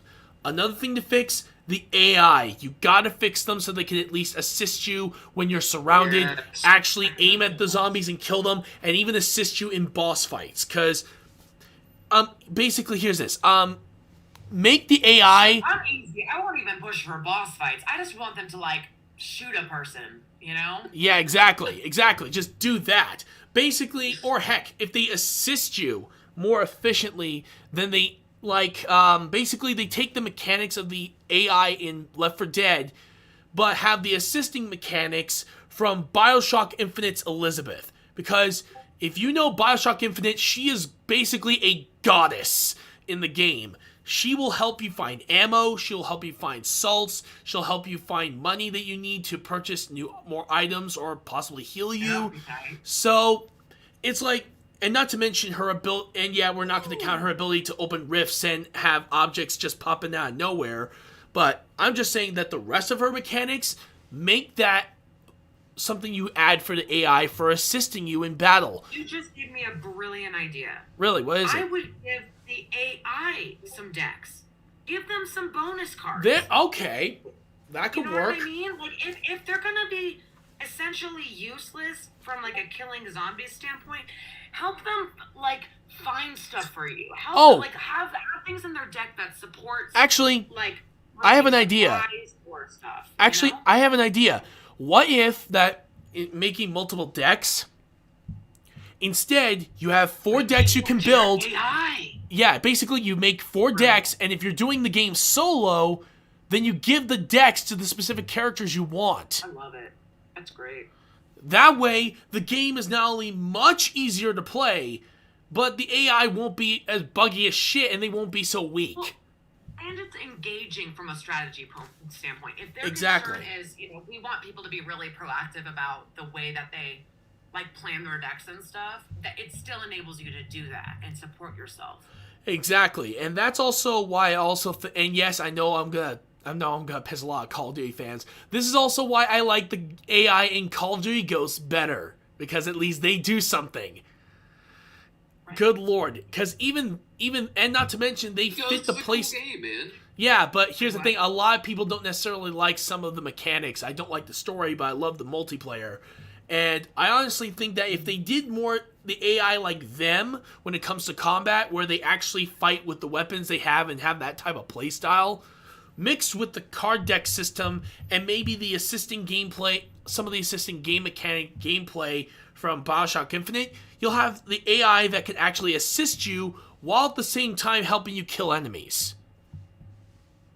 I think that's the key. I think the key is if you're gonna make this game this difficult and you're gonna make the AI not proactive about getting rid of enemies, then you gotta give them support. Yeah. You gotta be able to equip support on them. I think that's a really great idea. Yeah, because honestly, there are so many things they could have done to improve this game. It's just absolutely insane. All right, now we're going to go on to the questions. And again, we have at least a few questions for all of us at this point. So, love it. All right. Here is the first question. What what do you think is the most difficult enemy in both Left 4 Dead and Back 4 Blood? In the series as a whole, what do you think is the hardest enemy to take out? Which... No question. It's the witch. Oh, right. That thing is a nightmare. And trust me, if you have 4 people, it's still tough with 4 people to kill. I have an interjection on that. Really? I honestly, I think the hag is equally as hard, if not harder, to kill than the witch. I played Left 4 Dead, so I can't say the witch. True. The witch is easier to kill than the hag. The hag is almost impossible. I've played with really good Back 4 Blood players, and I've yet to kill it yet. Yeah. Insane. Okay, yeah. Yeah, if you think about it, yeah, the hag. The final boss on the Back 4 Blood game, the final boss, Abomination, that is, in my opinion, harder than the final level on the Left 4 Dead games. That boss that's a gnarly. If you want to challenge, play that boss, even just on recruit. See how long it takes you to beat it. True. Yeah. With a squad. If you're not gonna include the final boss, right, which I hesitate to. We're not including the final boss in this case, but I think, I'm agreeing with Contra. The hag is really hard to kill. It's damn near impossible. Yeah, it really is. So I'm gonna give a 2-part answer. I think the most simple answer is the hag on the campaign is nearly impossible.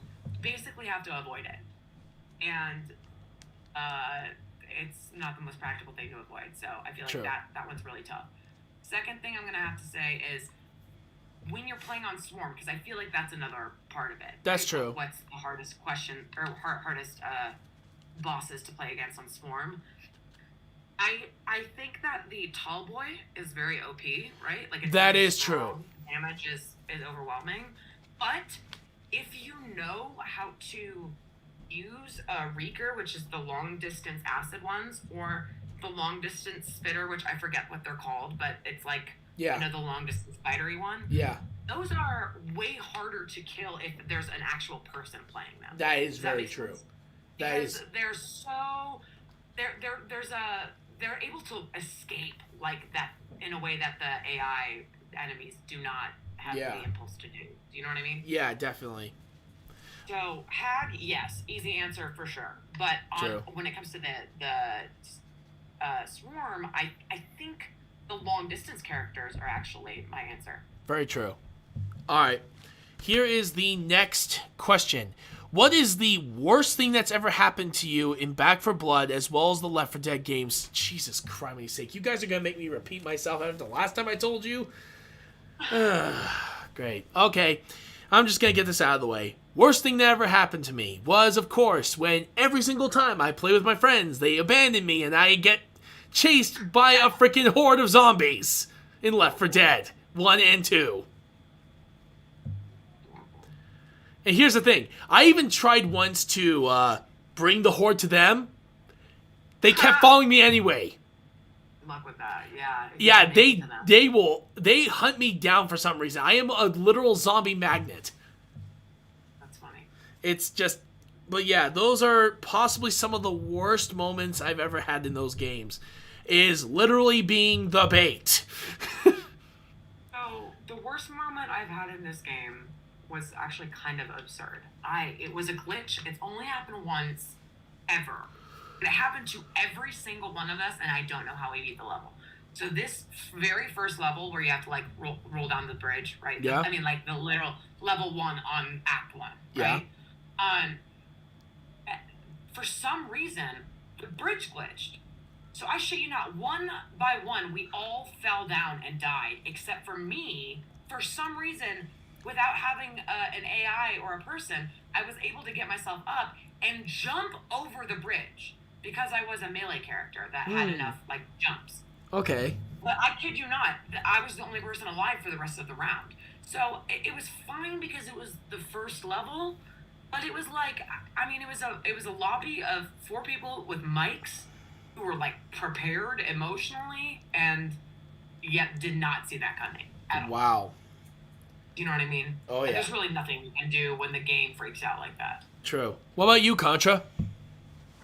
I'd say for Left 4 Dead, it was always the classic. You would wait for your homies to get home from school, and or from work, and you want to play Left 4 Dead, and then they just bounce after one game or one or two levels, and then, like you said, you just get caught with your pants down. You're like, this sucks. Yeah. So that's Left 4 Dead 1 and 2, obviously. Back 4 Blood, I have a more funny story. Mace was with me on this, and so was Snowing Gecko. It was actually pretty comedy. So we went into the final level, and on the final level on Back 4 Blood, there's a technique you can use where essentially you will pick up things. You spend all the money you get collectively as all 4 players. Yeah. And you buy as much medical supplies, as much extra grenades, defibrillator, anything that is useful for you. All True. right? So then what you do is you go up to the top. Right before you jump down on top of the dumpster, you look down and you just drop everything that the person's buying. So while one person's buying, you give all your money to one person. They're buying all the stuff. And then that other 3 players are just going over to the ledge and dropping everything on top of this dumpster. And what that allows you to do is pretty much so where you don't have med kits, you can just run over and just pick it off the dumpster because you already used all your money. God. You're not going to – there's no more levels, right? Yeah. So that's strategy. So that's a strategy plan. You use all your money for that. They want you to do that. A lot of players don't notice that. Going to beat the level, I am usually the person who buys the supplies, and these are the basic things you need. You need 1 million med kits, obviously. Okay? Yeah. You need at least 1 or 2 barbed wire to drop down the hole. Okay. Mm-hmm. You need a ton of fire things. Fire is going to affect your final boss more than anything else. Okay, so it is super key that you have things that set on fire. And Molotovs and stuff. Yeah. Very essential. So as we were doing this guy was, he was completely quiet, but he was typing, yeah, I get what you're saying, cool, let's do that, and I'm trying to learn this is awesome. And so we were like, okay, so he's learning, right? So he's helping us drop stuff over. We think this kid understands what we're doing this for. Yeah. He's clueless.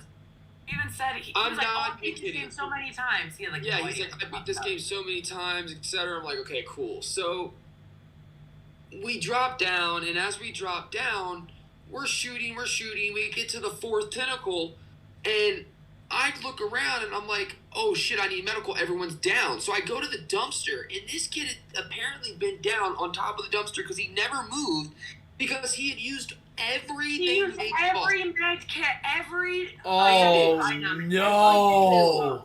Everything other than the defibrillator that he could use. I'm dead ass. There was like 6 defibrillators laying around. I was like, dude, come on. I'm not the doctor. The doctor has a certain deck bill where you can respond to the more I can hit you up with like 3 times the amount of health as everyone else. And so I'm like, gosh. And now this is at the point, this is at the time where I was telling you where I was like, fuck it, I'm going to get my points because I'm mad as shit this happened. So I went into the corner and just started meleeing everything for like 10 straight minutes. Like 10, 15 minutes, just getting like 500 or 600 kills. I was like, I'm going to make it learn not to do this shit again. So the next time we go through, he won't do it. All right. Retro, I kid you not, homie. What do you think he did on that next go around? Did the same damn thing, bro. Wow. Yeah, I got it, bro. Dang, bro. I was like, no way, bro. I even yelled. I was like, bro, there's no way you're this petty, bro. I was like, come on. I was like, that's a team effort. Everybody on the team equally uses the med kits. Yeah. It was just it was like talking to a brick wall. So in my opinion, Back 4 Blood is getting into a lobby with people that don't have microphones, and you're trying to be a team and communicate, but they can't talk back to you, or rather, they don't have microphones and they're typing, but they pretend like they know what they're doing, rather than just being honest, like, yo, I've never beaten this boss before. Oh. Because not a lot of people have beaten that final boss. At the time when we were playing it, not a lot of people had beaten it. It was like a diamond, like, it was like a 0.08% when we beat it of people that actually beat the final boss. Yeah. So it's like, that boss is, and I do mean, Left 4 Dead, that abomination boss is gnarly hard, bro. He is gnarly hard. It's 3 parts. Do not think you are a tentacle king and think you have won. Yeah. Okay? Yeah. It's nuts. Yikes. It's nuts. All right. Yeah, there you go. Oh, yeah. All right, so we have another question. Give me a second. All right. Mm-hmm. Next question. Okay. What is your personal favorite weapons in Back for Blood that you've used? Ooh, that's a tough one. Easy for me. Easy. What's yours? So I have found, because I love a weapon with high accuracy, right? If I can get a high RPM with a super accurate spray, like that's me to a T. So the vector on this game is better than any vector I have played on any other first person or third person shooter. Like genuinely. It is like night and day. It is like Tom Clancy doesn't touch it, Call of Duty doesn't touch it. Like the vector on this game is accurate. Super, like you can control the recoil. So if you are a team player, that's your shit. Yeah. Mine's really easy. What's yours? Machete. Machete? Makes sense. Oh, that's really tough. When it comes down to, I guess when it comes down to weapons overall, I prefer the M16 or the M14. Good gun. Because Yeah. I like Those are my favorite I like primaries, semi-automatic. I like semi-automatic or burst mode because I personally like the ability to control my shots, control the amount of ammo I use, and at the same time not waste any shots when I can. You like recoil recovery. You Ex- like to have that burst in for a second so you can line your shot back up and make sure you get the most accurate shot for headshots. Yeah, that way I can kill them quickly, kill them efficiently, and that way I don't waste so much ammo. Correct. So I love the Glock Auto on this. I think it was a really cool burst weapon they put, and that, I'm not gonna lie, that's probably one of my favorite secondary weapons that they put, other than the Tech 9, because I love the burst secondaries. But the kick on that is insane.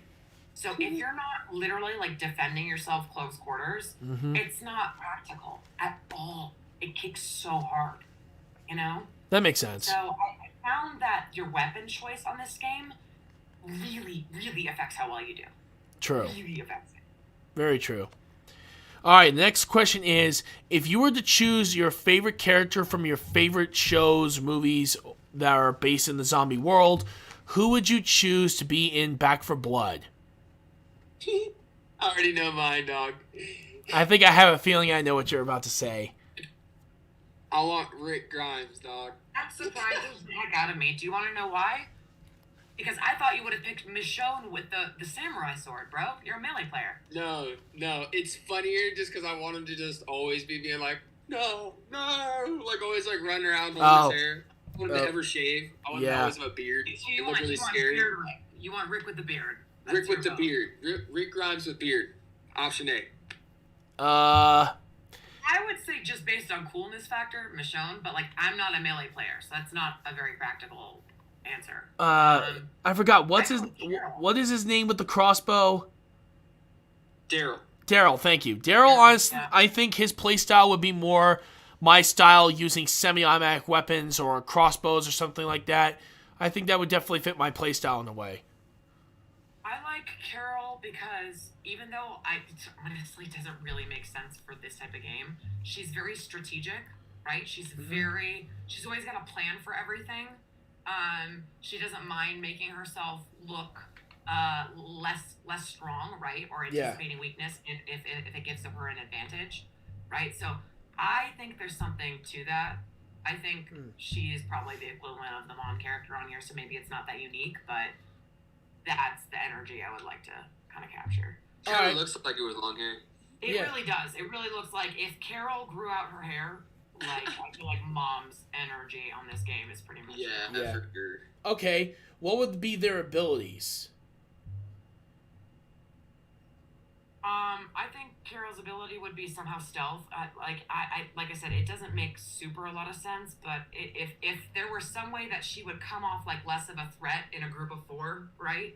Like she's the least intimidating one, so they attack everyone else first or whatever. That seems like like a skill, I guess. True. The honest truth is, it's hard to place like well-written characters into a video game environment sometimes because I'm like, shoot, like they all have like such strong strengths and weaknesses that I feel like would actually come up in gameplay. True. Hey Mace, did you happen to take the charger from downstairs? I think it's in my backpack from studio last night. Okay, thank you. That's all you need. I'm on 6%. So if my phone dies, I apologize. All right, no worries. Yes. We'll do one more question and then we'll end the stream. The last question is.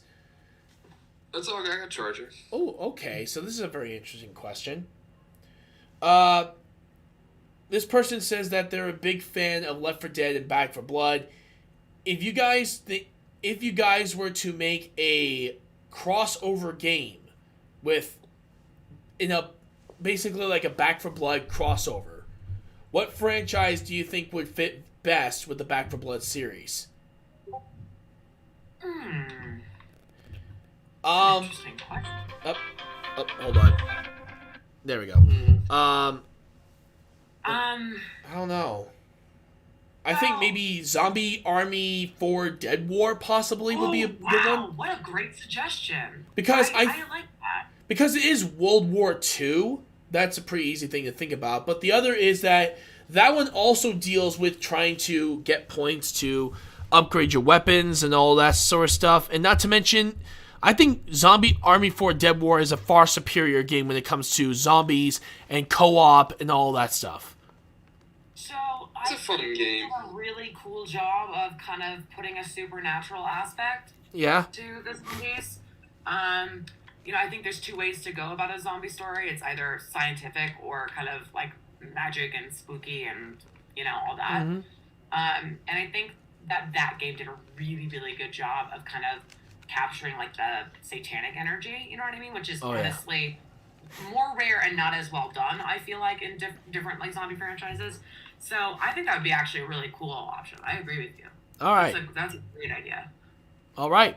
Well, everyone, I want to thank you guys for joining us. Like we do again, we always ask them if they recommend any games or movies that they want to review. I know that I already still have the movie that you recommended. We're going to be doing that during December, so we will be doing that. Yep. So we will be doing a review of that movie. So what game would you guys want to review next time? Have you ever done one on Doom? Which one? The original or the remake? I would say the remake of the one that was made for Xbox One with all the new updated graphics. I've played a little bit of it. I don't own it yet. Or the second one. Now you do know, Retro, that both of them are on Game Pass. I say this because I haven't beaten the second one. I've beaten the first one and loved it. But the second one, I haven't beaten yet, and I have been trying to find a reason to download it. Mm-hmm. So I'm thinking maybe our next one should maybe be that second one, or the Halo Infinite beta. Really high adrenaline. We could review the Halo Infinite beta as well, because that's a really gnarly fun one too. True. Actually, I'm really curious.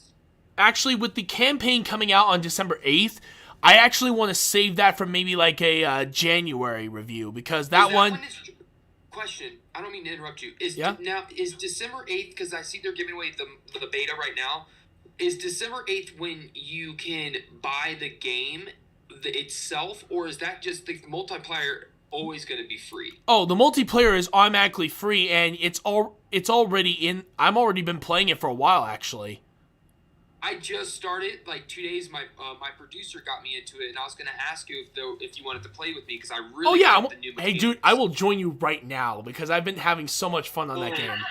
Dude, I will hop in, and after the game, we will. If you want to Twitch it, I love that game, and my producer might be down to do a couple games before a session. Oh yes, it's really fun, man. I really enjoy it, so I'm excited for your review when that comes out. But I say either the Zombie Army game, but I feel like I honestly think Doom is more of a classic game that a lot more people can relate to the review on, and it hasn't been done in a hot ass minute, That's true. So I think that would maybe a cool option, or what's the game that I'm playing right now?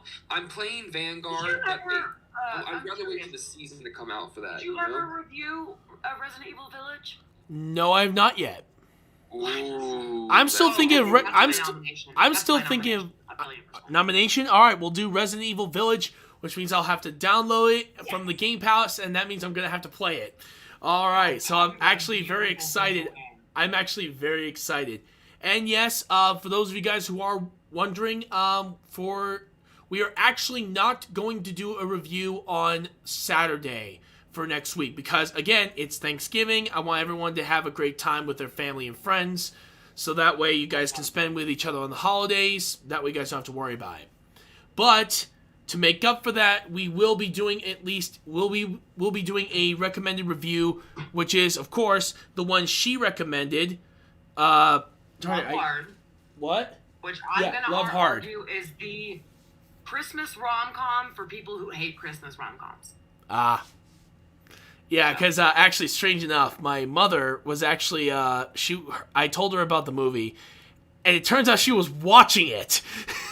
Really? Yeah, it turns out she was watching it, so there's a good chance that she might be joining the review as well when I decide to watch it next.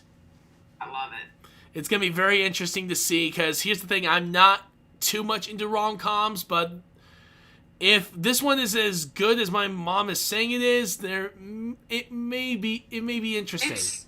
It's the good classic 90s rom-com / like, you know how there's like a good moral behind it? It's a really wholesome movie. Yeah. There's nothing cringy It's really about wholesome. It's really nice. It's really like wholesome. It's a good wholesome movie, and I feel like it's very funny. I mean, the writing is it's very well written. Like from a joke standpoint, it's chock full of jokes.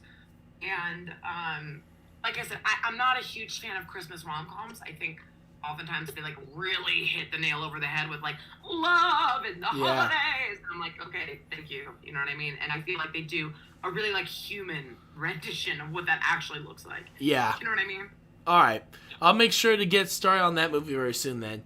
But yeah, next Saturday we will not be doing a review. It's Thanksgiving, so hope you guys have a great time on that one.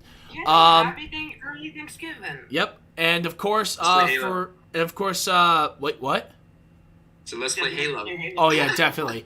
But yeah, tomorrow we will be doing Roblox as usual, and then of course we have possibly D&D or Mario Party. Really does depend on how things go with that one. And finally, we of course have Sports Tuesday. We're going to go back to Backyard Baseball 2001.